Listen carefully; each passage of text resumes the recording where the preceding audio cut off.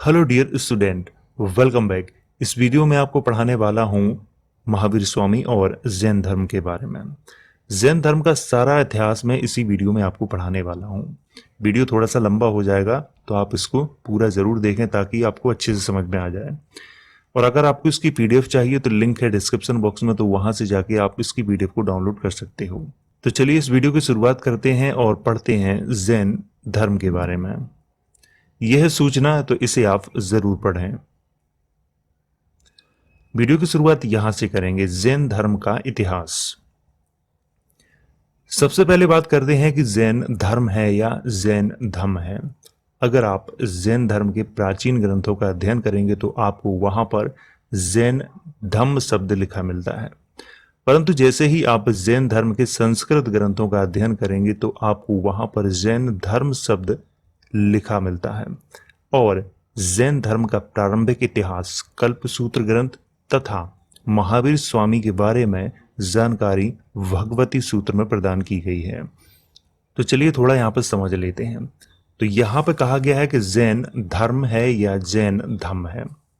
जैसे मैं अपने पिछले वीडियो बौद्ध धर्म में आपको पढ़ाया था, अगर आपको इसकी सही से पूरी जानकारी चाहिए तो मेरा बौद्ध धर्म वाला वीडियो देख लीजिए। तो धम्म और धर्म ये शब्दों का आपको सही से पता चल जाएगा, क्योंकि वहां पर मैंने बहुत अच्छे से समझाया है। तो यहाँ पर थोड़ा मैं आपको समझा देता हूँ। धर्म शब्द संस्कृत का शब्द है और धम्म शब्द पाली भाषा का शब्द है। धम्म और धर्म दोनों में बहुत अंतर है। अगर आप सोचते होंगे कि एक ही है तो बहुत अलग है। धम्म का अर्थ होता है विचार या फिर विचारधारा से। धर्म का अर्थ सीधा सीधा भगवान और पूजा पाठ से जाके जुड़ जाता है। इसीलिए मैं आपसे कह रहा हूँ कि जाइए मेरा बौद्ध धर्म वाला वीडियो देखिए, क्योंकि मैंने वहां पे बहुत अच्छे से समझाया है धर्म और धम्म के अंतर के बारे में। इसीलिए आप जाइए पहले उस वीडियो को देखिए ताकि आपको अच्छे से पता चल जाए। तो यहाँ पे बात करते हैं कि जैन धर्म का जो प्रारंभिक इतिहास है वो कल्पसूत्र ग्रंथ में मिलता है। और महावीर स्वामी के बारे में अगर जानकारी चाहिए तो भगवती सूत्र ग्रंथ है उसमें प्रदान की गई है। तो यहाँ पर इनको याद रखें, कल्पसूत्र और भगवती सूत्र को। अब जान लेते हैं जैन धर्म का प्रारंभिक इतिहास। जैन धर्म में 24 तीर्थंकर हुए, जिनमें से इतिहास केवल महावीर स्वामी का ही मिलता है। जैसे मैं आपको पिछले अपनी वीडियो में पढ़ा रहा था बौद्ध धर्म के बारे में। देखिए वहां पर महात्मा बुद्ध से पहले 27 बुद्ध हुए, तो वहां पर मैंने आपको पढ़ाया था कि उनका इतिहास नहीं मिलता है, तो इसीलिए उनको इतिहास में लिखा नहीं गया। ठीक इसी तरह से यहाँ भी है। तो चलिए यहाँ पर देख लेते हैं। नंबर 1 ऋषभदेव या आदिनाथ, ये प्रथम जैन तीर्थंकर थे, तो इनको यहाँ पे याद रखें। Number 2 Ajitnath, number 3 Sambhavnath, number 4 Abhinandan Nath, number 5 Sumitinath और number 6 Padma Prabhu, number 7 Suparshvanath, number 8 Chandra Prabhu, number 9 Suvidhinath या पुष्पदंत भी इनको कहीं कहीं लिखा गया है, number 10 Sheetalnath, number 11 Shreyansh, number 12 Vasupujya, number 13 Vimalnath, number 14 Anantnath, number 15 Dharmanath, number 16 Shantinath, number 17 Kunthunath, number 18 Arhanath, number 19 Mallinath, number 20 मुनि सुब्रतनाथ, नंबर 21 नेमिनाथ, नंबर 22 अर्शनेमी और नंबर 23 पार्श्वनाथ। और 24वें तीर्थंकर महावीर स्वामी हुए, परंतु इतिहास केवल महावीर स्वामी का ही लिखा गया है, क्योंकि अन्य तीर्थंकरों का इतिहास ना तो सही से इतिहास इनका मिलता है और ना ही पुरातत्व साक्ष्य मिलते हैं। तो जैसे ही मैंने आपको अपने पिछले वीडियो में भी इसकी चर्चा की थी बौद्ध धर्म वाले में, कि महात्मा बुद्ध से पहले जितने भी बुद्ध हुए उनका इतिहास नहीं मिलता है, कोई पुरातत्व साक्ष्य भी नहीं मिलते हैं। ठीक इसी तरह से यहाँ भी महावीर स्वामी से पहले जितने भी तीर्थंकर हुए उनका सही से इतिहास नहीं मिलता है और ना ही कोई पुरातत्विक साक्ष्य मिलते हैं, इसीलिए इतिहास में इनको नहीं लिखा गया है। तो अब आपको यहाँ पे याद क्या रखना है, चलिए वो समझा देता हूं मैं। तो देखिए आपको याद ये रखना है कि यहाँ पे पहले तीर्थंकर का नाम याद रखना है ऋषभदेव या आदिनाथ। इसके बाद आपको 21वें नेमिनाथ, अरिष्टनेमी और पार्श्वनाथ, इन तीनों को भी याद रखना है यहाँ पर, क्योंकि एग्जाम में इनके बारे में भी पूछा जाता है। और महावीर स्वामी के बारे में तो मैं आपको पढ़ा ही रहा हूं इस वीडियो में। अब बात करते हैं महावीर स्वामी का प्रारंभिक जीवन। महावीर स्वामी का जन्म 599 या 540 ईसा पूर्व में कुंडग्राम बिहार में हुआ था। इनके बचपन का नाम वर्धमान था और महावीर स्वामी का जन्म ज्ञात्रिक कुल के मुखिया सिद्धार्थ के यहाँ पर हुआ था। महावीर स्वामी की माता का नाम त्रिशला या विधेयदत्ता था, जो लिच्छवी राजा चेतक की बहन थी। और महावीर स्वामी का विवाह यशोदा से हुआ था और यशोदा के ही गर्भ से उन्हें एक पुत्री अनुजा या प्रियदर्शिनी उत्पन्न हुई, जिनका विवाह जामिल नामक व्यक्ति से हुआ था। तो चलिए इसको थोड़ा समझ लेते हैं। यहाँ पर सबसे पहले बात करते हैं महावीर स्वामी के जन्म के बारे में। देखिए यहाँ पर इतिहासकार एक मत नहीं है। कोई इतिहासकार 599 ईसा पूर्व लिखता है तो कोई लिखता है 540 ईसा पूर्व। तो यहाँ पर मैंने दोनों लिखे हुए हैं। और इनका जन्म हुआ था कुंडग्राम, वैशाली बिहार में हुआ था, आधुनिक बिहार में। इनके बचपन का नाम वर्धमान था और ये ज्ञात्रिक कुल के मुखिया सिद्धार्थ के यहाँ पर इनका जन्म हुआ था। और इनकी माता का नाम त्रिशला और विधेयदत्ता दोनों लिखे मिलते हैं, लेकिन मैंने यहाँ पर दोनों को इसीलिए लिख दिया है ताकि आपसे अगर एग्जाम में पूछा जाए तो आप वहाँ कंफ्यूज ना हो। मान लो मैं यहाँ पर त्रिशला लिख देता, वहाँ पर विधेयदत्ता लिखा होता तो आप तो कंफ्यूज हो जाते। तो इसीलिए मैं यहाँ पर दोनों को लिख देता हूँ। और यहाँ पर जो दोनों जो डेट हैं वर्थ की वो भी लिख दी है मैंने। अब बात करते हैं महावीर स्वामी की पुत्री का नाम। महावीर स्वामी की पुत्री का नाम अनुजा या प्रियदर्शिनी है। तो इनको यहाँ पर याद रखें। और इनकी शादी किससे हुई थी? जामिल नामक व्यक्ति से हुई थी। किसकी? प्रियदर्शिनी की। महावीर स्वामी ने 30 वर्ष की उम्र में अपने बड़े भाई नंदीवर्धन तथा राज्य के प्रमुख व्यक्तियों से आज्ञा लेकर गृह त्याग किया था और अपनी शिविका में बैठकर धूमधाम से सेना तथा सवारी के साथ कुंडग्राम के बीच होते हुए संदवन नाम के बगीचे में पहुंचकर अशोक वृक्ष के नीचे रुके और अपने सभी आभूषण उतारकर 2.5 दिन तक उपवास किया और अपने बाल नोच करके भिक्षु यानी कि सन्यासी बन गए। तो चलिए यहाँ पर थोड़ी सी चर्चा कर लेते हैं। देखिए महावीर स्वामी ने 30 वर्ष की उम्र में अपने बड़े भाई नंदीवर्धन और राज्य के प्रमुख व्यक्तियों, हालांकि यहाँ पर एग्जाम में यही पूछा जाता है कि महावीर स्वामी ने किससे आज्ञा लेकर, तो बड़े भाई से आज्ञा लेकर गृह त्याग किया था। तो ये याद रखना है। और उस समय महावीर स्वामी की उम्र 30 वर्ष थी, तो ये भी याद रखना है आपको, क्योंकि एग्जाम में सबसे ज्यादा यही पूछा जाता है नंदीवर्धन के बारे में, जो कि महावीर स्वामी के बड़े भाई थे। जैन ग्रंथ आचरांग सूत्र के अनुसार महावीर स्वामी सबसे पहले कुंभहार गांव में पहुंचे और वहीं पर तप शुरू किया और आरंभ में 13 महीनों तक वस्त्र पहनते रहे। बाद में वस्त्रों को स्वर्ण बालुका नदी में फेंक दिए, हाथ में भिक्षा पात्र लेकर नग्न अवस्था में घूमने लगे और इस प्रकार उन्होंने अपनी कठोर तपस्या आरंभ की।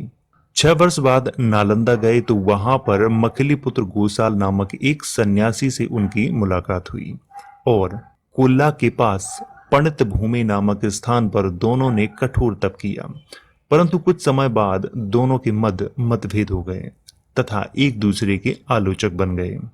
तो चलिए यहाँ पर थोड़ी चर्चा कर लेते हैं। देखिए एक जैन ग्रंथ है जिसका नाम है आचरांग सूत्र। उसके अनुसार मैं यहाँ पर आपको जो जानकारी दे रहा हूँ उसमें लिखा है कि महावीर स्वामी सबसे पहले कुंभहार गांव में पहुंचे। इसके बाद वहां पर उन्होंने तप शुरू किया और शुरुआत में उन्होंने 13 महीने तक कपड़े पहन के ही तप शुरू किया था। इसके बाद उन्होंने वस्त्रों को कहां पर? स्वर्ण बालुका नदी। देखिए यहाँ पे स्वर्ण बालुका लिखा है, इतिहासकारों ने लिखा है सृजुपालिका नदी। तो मैं यहाँ पर जो जानकारी दे रहा हूँ वो आचरांग सूत्र के अनुसार दे रहा हूँ, तो इसीलिए मैंने यहाँ पे स्वर्ण और बालुका लिखा हुआ है। इसके बाद वहां उन्होंने क्या किया कि जो अपने वस्त्र थे सभी तो इसी नदी में फेंक दिए थे और हाथ में भिक्षा पात्र लेकर नग्न अवस्था में वो घूमने लगे थे। तो इस प्रकार उन्होंने अपनी जो कठोर तपस्या थी उसकी शुरुआत की थी। 6 वर्ष बाद वो नालंदा गए तो वहां पर एक सन्यासी व्यक्ति मिला जिसका नाम था मखलीपुत्र गोसाल। तो ये यहाँ पर मिले, कहां पर मिले थे? ये नालंदा में महावीर स्वामी को। इसके बाद कोल्ला के पास, तो यहाँ पर ये कोल्ला के पास पंडित भूमि नामक स्थान पर उन्होंने क्या किया? महावीर स्वामी और मखलीपुत्र गोसाल ने कठोर तपस्या प्रारंभ की। फिर बाद में पता नहीं क्या हुआ कि दोनों के मध्य में बहुत ज्यादा मतभेद हो गए और आपस में एक दूसरे के आलोचक बन गए थे। इसके बाद मखलीपुत्र गोसाल ने एक संप्रदाय की स्थापना की जो आगे चलकर आजीवक संप्रदाय के नाम से विख्यात हुआ और इसका केंद्र श्रावस्ती में था। महावीर स्वामी ने 12 वर्षों तक कठोर तपस्या की और हालत इतनी खराब हो गई कि छोटे छोटे कीटाणु उनके शरीर पर रेंगने लगे और 13वें वर्ष उन्हें जृंभिका ग्राम के पास सृजुपालिका नदी के किनारे साल वृक्ष के नीचे कैबल्य की प्राप्ति हुई और तभी से महावीर जिन निर्ग्रंथ कहलाए। अब यहाँ पर थोड़ी चर्चा कर लेते हैं। देखिए, मखलीपुत्र गोसाल से उनके मतभेद होने के बाद दोनों अलग अलग हो गए। मखलीपुत्र गोसाल ने क्या किया कि एक संप्रदाय की स्थापना की जो आगे चलकर आजीवक संप्रदाय के नाम से विख्यात हुआ। देखिए, मैं आपको बता दूं, आजीवक संप्रदाय, इसके बारे में थोड़ी चर्चा कर लेते हैं। सम्राट अशोक का आपने बिल्कुल नाम सुना होगा। सम्राट अशोक बौद्ध बनने से पहले इसी संप्रदाय के अनुयायी थे, यानी कि आजीवक संप्रदाय के ही अनुयायी थे। तो इसको यहाँ पर याद रखें, यहाँ आजीवक संप्रदाय, और इसकी स्थापना किसने की थी? मखलीपुत्र गोसाल ने। और इसका केंद्र कहाँ था? श्रावस्ती में था। महावीर स्वामी ने 12 वर्षों तक कठोर तपस्या की। हालत इतनी ज्यादा खराब हो गई थी कि उनके शरीर पर छोटे छोटे कीटाणु भी रेंगने लगे थे। तब जाके 13वें वर्ष उन्हें जृंभिका ग्राम के पास सरजू पालिका नदी के किनारे बरगद के पेड़ के नीचे उन्हें ज्ञान की प्राप्ति हुई। तभी से महावीर स्वामी पूज्य और वंदनहीन कहलाए। यहां पर देखो, निर्ग्रंथ का मतलब वंदनहीन ही होता है और यहाँ अरहत लिखा हुआ है। अरहत का मतलब पूज्य और जिन का मतलब होता है विजय। तो यहाँ पर मैंने शब्दों के जो अर्थ हैं वो लिख दिए हैं। तो आपको याद क्या रखना है? तो याद ये रखना है, यहाँ पे सबसे पहले तो मखलीपुत्र गोसाल को याद रखना है। इसके बाद महावीर स्वामी को ज्ञान की प्राप्ति कहाँ हुई थी? जृंभिका ग्राम के पास में सृजुपालिका नदी के किनारे और साल वृक्ष के नीचे। तो ये याद रखना है आपको। यहाँ पे ज्ञान प्राप्ति के बाद महावीर स्वामी ने अपना पहला उपदेश राजगीर में विपुलाचल पहाड़ी पर 12 कर नदी के किनारे प्राकृत भाषा में दिया। महावीर स्वामी के प्रथम शिष्य तथा प्रथम विरोधी उनके दामाद जामिल बने और वैशाली के राजा चेतक, जो महावीर स्वामी के मामा थे, वो शिष्य बने और चंपानगर के राजा दधिवाहन भी महावीर स्वामी के शिष्य बने तथा उनकी पुत्री चंपा या चंदना भी महावीर स्वामी की शिष्या बनी, जो प्रथम भिक्षुणी मानी जाती हैं। तो चलिए यहाँ पर थोड़ी सी चर्चा कर लेते हैं। देखिए, महावीर स्वामी को ज्ञान प्राप्त होने के बाद क्या किया था कि उन्होंने अपना पहला जो उपदेश था वो राजगीर में विपुलाचल पहाड़ी और वाराकर नदी के किनारे प्राकृत भाषा में दिया था। ये आपको याद रखना है। महावीर स्वामी के प्रथम जो शिष्य हुए वो उनके दामाद जामिल बने थे। इसके बाद विरोधी भी वही हुए सबसे पहले। और वैशाली के जो राजा थे जिनका नाम था चेतक, जो रिश्ते में महावीर स्वामी के मामा थे, वो भी शिष्य बने। इसके बाद चंपानगर के राजा थे दधिवाहन, वो भी शिष्य बने। इसके बाद उनकी पुत्री थी दधिवाहन की, जिनका नाम था चंपा या कहीं कहीं चंदना नाम भी लिखा मिलता है। तो वो महावीर स्वामी की शिष्या बनी और प्रथम भिक्षुणी यानी कि साधु वही मानी गई हैं इतिहास में। तो इनका याद रखें नाम, चंपा या चंदना, दोनों नाम मैंने यहाँ पर इसलिए लिख दिए हैं कि अलग अलग इतिहासकारों ने अलग अलग नाम लिखे हुए हैं। महावीर स्वामी ने पावा में सबसे पहले 11 ब्राह्मणों को उनके शिष्यों सहित जैन धर्म ग्रहण करवाया और सभी को 11 गणधरों में बांट दिया तथा प्रत्येक गण में एक गणधर नियुक्त किया। महावीर स्वामी का संघ 4 कोटियों में विभक्त था। पहला भिक्षु, दूसरा भिक्षुणी, तीसरा श्रावक, चौथा श्राविका। प्रथम 2 कोटियां जैन साधुओं के लिए तथा शेष 2 कोटियां गृहस्थ उपासकों के लिए हैं। तो चलिए यहाँ पर थोड़ा समझ लेते हैं। महावीर स्वामी ने पावा आधुनिक पावापुरी है जो कि बिहार में है, तो वहां पे क्या किया था कि 11 ब्राह्मणों को उनके शिष्यों सहित जैन धर्म में उन्हें ग्रहण करवाया था, जैन धर्म सभी को। और यहाँ पर 11 गणधरों यानी कि समूहों में बांट दिया था और प्रत्येक गण यानी कि समूह में एक गणधर यानी कि अध्यक्ष नियुक्त किया था। और महावीर स्वामी का जो संघ था वो 4 कोटियों में विभक्त था। पहली कोटि में जैन भिक्षु, इसके बाद जैन भिक्षुणी होते थे, इसके बाद होते थे श्रावक और श्राविका। तो ये नंबर 3 और नंबर 4 ये जो गृहस्थ लोग होते थे, श्रावक और श्राविका, उनके लिए थे। और ये पहला और दूसरा ये जैन जो साधु होते थे उनके लिए होते थे। अब बात करते हैं जैन धर्म के सिद्धांतों पर। नंबर 1, जैन धर्म में ईश्वर की मान्यता नहीं है, यानी कि ईश्वर है ही नहीं, ये जैन धर्म मानता है। नंबर 2, जैन धर्म में आत्मा की मान्यता है। नंबर 3, जैन धर्म पुनर्जन्म में विश्वास करता है। नंबर 4, जैन धर्म कर्मवाद में विश्वास करता है। तो ये चारों जैन धर्म के सिद्धांत हैं, तो इनको आप याद रख लें। अब बात करते हैं जैन धर्म के पंच महाव्रतों की। नंबर 1, अहिंसा। इसका मतलब है मन, वचन तथा कर्म किसी भी प्रकार से हिंसा नहीं करनी चाहिए। नंबर 2, सत्य। इसका मतलब है मनुष्य को हमेशा सच तथा मधुर बोलना चाहिए। नंबर 3, अस्तेय। इसका मतलब है बिना अनुमति के किसी भी वस्तु को ग्रहण नहीं करना चाहिए और ना ही इच्छा करनी चाहिए। नंबर 4, अपरिग्रह। इसका मतलब है किसी भी प्रकार की संपत्ति एकत्र नहीं करनी चाहिए। नंबर 5, ब्रह्मचर्य। इसका मतलब है किसी भी महिला को देखना तथा वार्तालाप नहीं करना चाहिए। तो यहां पर ये जैन धर्म के पंच महाव्रत हैं, तो इनको भी याद रखें। यहां पे अहिंसा, सत्य, अस्तेय, अपरिग्रह, ब्रह्मचर्य, तो इनको याद रखें यहां पे। अब बात करते हैं जैन धर्म के रत्नों पर। नंबर 1, सम्यक दर्शन। इसका मतलब होता है किसी भी वस्तु या महिला को वास्तविक स्वरूप में देखना ही सम्यक दर्शन है। नंबर 2, सम्यक ज्ञान, सच्चा और पूर्ण ज्ञान। नंबर 3, सम्यक आचरण। इसका मतलब है दैनिक जीवन में नैतिक आचरण रखना। तो ये हैं जैन धर्म के रत्न, सम्यक दर्शन, सम्यक ज्ञान, सम्यक आचरण, तो इनको भी आप अच्छे से याद रखें। अब बात करते हैं जैन धर्म के 4 शिक्षा व्रत जो कि गृहस्थ व्यक्तियों के लिए हैं, यानी कि जो लोग जैन धर्म को मानते हैं तो उनके लिए हैं, जो गृहस्थ हैं उनके लिए हैं ये। नंबर 1, देशवृत्ति। इसका मतलब है किसी देश या प्रदेश की सीमा से आगे न जाने का व्रत। नंबर 2, सामयिक व्रत। इसका मतलब है दिन में 3 बार सांसारिक चिंताओं से मुक्त होकर ध्यान लगाना। नंबर 3, प्रोपोगोपवास। इसका मतलब होता है उपवास व्रत रखना।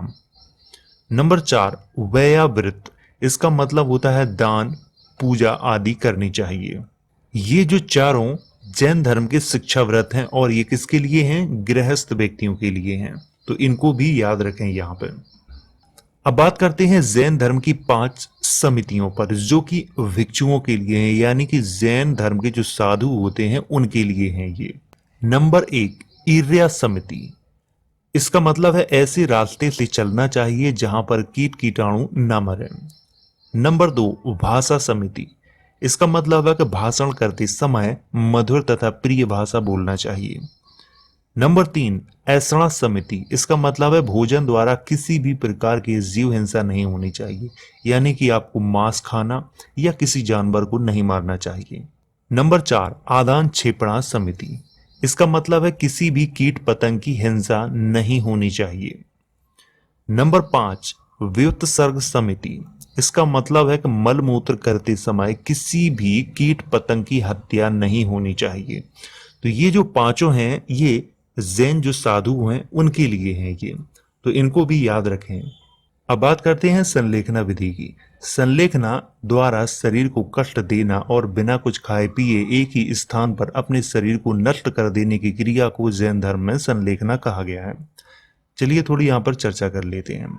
देखिए, संलेखना इसका मतलब है कि कोई जैन साधु अपना उसका कार्य पूरा हो गया है और वो अब निर्वाण को प्राप्त करना चाहता है, यानी कि अब वो इस संसार को छोड़ के जाना चाहता है, तो वो क्या करेगा? वो संलेखना विधि अपनाएगा। वो एक ही स्थान पर बैठ जाएगा और ना कुछ खाएगा ना कुछ पिएगा। धीरे धीरे धीरे धीरे कुछ दिनों के बाद उसकी मृत्यु हो जाएगी। इसी क्रिया को जैन धर्म में संलेखना कहा गया है। जब मैं आपको चंद्रगुप्त मौर्य के बारे में पढ़ाऊंगा तो चंद्रगुप्त मौर्य ने भी यही संलेखना विधि से अपने प्राणों को त्यागा था। अब बात करते हैं महावीर स्वामी की मृत्यु पर। महावीर स्वामी ने जैन धर्म का प्रचार प्रसार 30 वर्षों तक किया और 72 वर्ष की आयु में महावीर स्वामी की मृत्यु 468 ईसा पूर्व या 427 ईसा पूर्व में पावा के मल्ल राजा सृष्टिपाल या सृष्टिपाल के महल में उनकी मृत्यु हुई थी। तो यहाँ पर थोड़ी चर्चा कर लेते हैं। देखिए, महावीर स्वामी की जो मृत्यु मानी जाती है वो 72 वर्ष की आयु में मानी जाती है। कभी कभी इतिहासकार 468 ईसा पूर्व लिखते हैं तो कभी कभी 427 ईसा पूर्व लिखते हैं। तो यहाँ पर मैंने दोनों डेटों को लिख दिया है। तो यहाँ पर कहाँ हुई थी? पावा। पावा आधुनिक पावापुरी नाम है और जो कि बिहार में। तो वहाँ के एक मल्ल राजा थे जिनका नाम सृष्टिपाल या फिर सृष्टिपाल दोनों लिखे मिलते हैं। तो मैंने दोनों नामों की यहाँ पर चर्चा की है। तो उन्हीं के महल में हुई थी। तो आपको यहाँ पर ये याद रखना है। अब बात करते हैं जैन धर्म के विभाजन पर। महावीर स्वामी की मृत्यु के बाद सुधर्मन जैन संघ के प्रथम अध्यक्ष बने और सुधर्मन की मृत्यु के बाद जम्मू 44 वर्ष तक जैन संघ के अध्यक्ष रहे। अंतिम नंद राजा के समय में संभूति विजय तथा भद्रबाहु जैन संघ के अध्यक्ष थे तथा संभूति विजय की मृत्यु चंद्रगुप्त मौर्य के राजरोहण के समय में हुई और संभूति विजय के शिष्य स्थूलभद्र थे जो जैन संघ के अध्यक्ष बने। चलिए इस पर थोड़ी चर्चा कर लेते हैं। देखिए, महावीर स्वामी की मृत्यु के बाद जैन संघ के अध्यक्ष कौन बने? सुधर्मन। सुधर्मन के बाद जम्मू बने। फिर अंतिम जो नंद राजा थे उनके समय में संभूति विजय और भद्रबाहु जैन संघ के अध्यक्ष थे यहाँ पर। तो इनको भी याद रखें यहाँ पर। और संभूति विजय की मृत्यु कब हुई थी? संभूति विजय की मृत्यु हुई थी चंद्रगुप्त मौर्य के राजरोहण के समय में और इनकी मृत्यु के बाद इनके ही शिष्य थे संभूति विजय के, इनका नाम था स्थूलभद्र। फिर वो जैन संघ के अध्यक्ष बन गए। अब जैन संघ के दो अध्यक्ष थे, एक तरफ स्थूलभद्र थे और दूसरी तरफ भद्रबाहु। तथा इसी समय मगध में 12 वर्षों तक भीषण अकाल पड़ा जिसके कारण भद्रबाहु अपने शिष्यों सहित चंद्रगुप्त मौर्य के साथ कर्नाटक चले गए, परंतु स्थूलभद्र अपने शिष्यों सहित मगध में ही रुके रहे। भद्रबाहु के वापस लौटने पर मगध के साधुओं से उनका मतभेद हो गया जिसके कारण जैन धर्म श्वेतांबर और दिगंबर नामक दो संप्रदायों में विभाजित हो गया। स्थूलभद्र के शिष्य श्वेतांबर कहलाए जो श्वेत वस्त्र धारण करते हैं और भद्रबाहु के शिष्य दिगंबर कहलाए जो नग्न अवस्था में रहते हैं। चलिए यहाँ पर थोड़ी सी चर्चा कर लेते हैं। देखिए, यहाँ पर आपको समझना क्या है वो उस पर चर्चा करेंगे। स्थूलभद्र और भद्रबाहु दोनों उस समय अध्यक्ष थे। मगध में भीषण अकाल पड़ा, इसके कारण जो भद्रबाहु थे वो चंद्रगुप्त मौर्य के साथ कर्नाटक चले गए। स्थूलभद्र मगध में ही रुके रहे। जैसे ही भद्रबाहु कर्नाटक से वापस आए तो उनका मतभेद हो गया। इसी के कारण जैन धर्म दो भागों में बट गया था, एक तरफ श्वेतांबर और दूसरी तरफ दिगंबर। अब ये श्वेतांबर और दिगंबर इनमें थोड़ा अंतर समझ लेते हैं। स्थूलभद्र के जो शिष्य थे वो श्वेतांबर कहलाए जो कि श्वेत वस्त्र धारण करते हैं और भद्रबाहु के जो शिष्य थे वो दिगंबर कहलाए जो कि नग्न अवस्था में रहते हैं। इसीलिए आपने देखा होगा जैन धर्म के जो साधु होते हैं वो नग्न अवस्था में रहते हैं, तो वो भद्रबाहु के शिष्य हैं और वो दिगंबर जैन हैं। अब बात करते हैं प्रमुख जैन सभाओं पर। नंबर 1, प्रथम जैन सभा। यह सभा चंद्रगुप्त के शासनकाल में हुई थी जिसकी अध्यक्षता स्थूलभद्र ने की थी और इसी सभा में जैन धर्म के 12 अंगों का संकलन किया गया था। तो यहाँ पर आपको याद रखना है कि प्रथम जो जैन सभा हुई थी वो किसके शासनकाल में हुई थी? चंद्रगुप्त मौर्य के शासनकाल में हुई थी। ये आपको याद रखना है। और इसकी अध्यक्षता किसने की थी? इसकी अध्यक्षता भी स्थूलभद्र ने की थी, ये भी आपको याद रखना है। द्वितीय जैन सभा। यह सभा बल्लभी गुजरात में हुई थी और इसकी अध्यक्षता देवर्धिगण या फिर क्षमा श्रवण ने की थी और इस सभा में जैन ग्रंथों का अंतिम संकलन किया गया था। तो देखो, आपको यहाँ पे याद क्या रखना है। सबसे ज्यादा प्रश्न पूछा जाता है कि द्वितीय जैन सभा कहाँ पे हुई थी? बल्लभी गुजरात में हुई थी, ये आपको याद रखना है। इसकी अध्यक्षता देवर्धिगण या फिर क्षमा श्रवण, यानी कि दोनों नाम लिखे मिलते हैं तो मैंने दोनों नामों का उल्लेख यहाँ पर किया हुआ है। और इसमें कार्य क्या हुआ था? इसमें कार्य हुआ था जैन ग्रंथों का अंतिम संकलन किया गया था इसी में, तो इसको भी याद रखें यहां पर। तो ये पहली और दूसरी दोनों को अच्छे से याद रखें। अब बात करते हैं जैन धर्म के साहित्य पर। जैन धर्म के प्राचीन ग्रंथों को पूब कहा जाता है और इनकी संख्या 14 है। जैन साहित्य को आगम कहा जाता है और ये अर्धमागधी, मागधी या प्राकृत भाषा में लिखे गए हैं और इसके अंतर्गत 12 अंग, 12 उपांग, 10 प्रकीर्ण, 6 छेद सूत्र, 4 मूल सूत्र एवं अनुयोग सूत्र आते हैं। चलिए थोड़ी यहां पर चर्चा कर लेते हैं। देखिए जैन धर्म के जो प्राचीन ग्रंथों को क्या कहा जाता है? पूब कहा जाता है, तो इसको भी यहां याद रखें। और इनकी संख्या कितनी है? 14 है। और जैन साहित्य को आगम कहा जाता है, आगम का मतलब सिद्धांत कहा जाता है, और ये अर्धमागधी, मागधी और प्राकृत भाषा में लिखे गए हैं। और यहां पर आपको बस इतना ही याद रखना है। तो जितना मैंने हाईलाइट किया हुआ है ये बहुत महत्वपूर्ण है, और अगर वीडियो एक बार समझ में नहीं आया है तो आप इसे दोबारा भी देख सकते हो, जितनी बार चाहें देख सकते हो। और अगर आपको इसकी पीडीएफ चाहिए तो लिंक है डिस्क्रिप्शन बॉक्स में, या फिर टेलीग्राम चैनल पर चले जाओ, वहां पर भी मिल जाएगी, तो वहां से भी आप डाउनलोड कर सकते हो।